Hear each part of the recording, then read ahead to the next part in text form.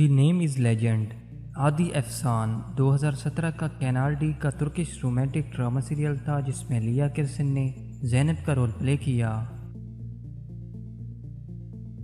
ایویڈونس 2015 کا اے T V کا Turkish romantic emotional drama serial تھا جس میں لیا کرسن نے ایلف کا کردار پلے کیا۔